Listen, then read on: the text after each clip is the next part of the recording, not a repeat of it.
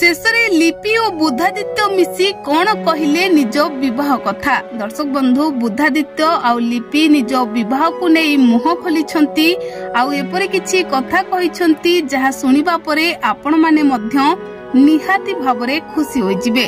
तो डेरी नकरी आसंतु जानिबा बुद्धादित्य और लिपि निज विवाह को नहीं कौन कहिसंती। दर्शक बंधु आपण माने सबु बेले चाहुथिले बुद्धादित्य केबे विवाह करिवे। आपण माने बुद्धादित्यंक विवाह को अपेक्षा करि रहिथिले आउ एतिके बेले सोशल मीडिया रे बुद्धादित्य और लिपिंक बाहाघर फोटो घुरी बुलिथिला।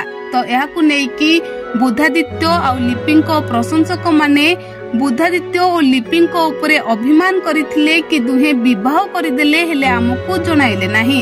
एहा परे बुद्धादित्यंकु तांको प्रशंसक माने प्रश्न करिथिले केबे विवाह हेला और विवाह को नहीं किछि कहिबाकू कहिथिले। तो जहा फलरे बुद्धादित्य मुह खोलिथिले आउ किछि एमिति कथा कहिथिले। दर्शक बंधु आपण माने जानिछंती बुद्धादित्य ओडिसार घरे घरे बेस परिचित। तांकु लोक माने बहुत भल पांती। तांको प्रशंसक माने तांको पई सबु बेले शुभ कामना जणाई थांती।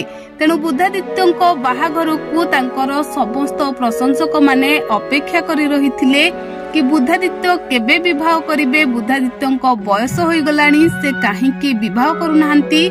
से भली ओडिसार घरे घरे परिचित लिपि महापात्रंक विवाह को मध्य तांको प्रशंसक माने अपेक्षा करिथिले। सबु बेले लिपि को प्रश्न करुथिले कि आपणकर विवाह केबे हेबो। आउ लिपि महापात्र हसिकी कहूथिले समय आसिले निहाती भावर हेबो। तो एहा परे जेतेबेले सोशल मीडिया रे लिपि और बुद्धादित्यंक विवाह फोटो घुरी बुलिथिला सेतेबेले समस्ते चकित होई पड़िथिले कि काहेकि एई दुई जण जेतेबेले विवाह कले ओडिसावासी को जणाइले नाही। किंतु दर्शक बंधु एक इंटरव्यू रे देखिबा को मिलिछि जेतेबेले गणमाध्यम को बुद्धादित्य इंटरव्यू देइथिले। से इंटरव्यू रे बुद्धादित्य कहिथिले कि मोर लिपि महापात्रंक सहित विवाह होई नाही कि मो बाहा होई नाही।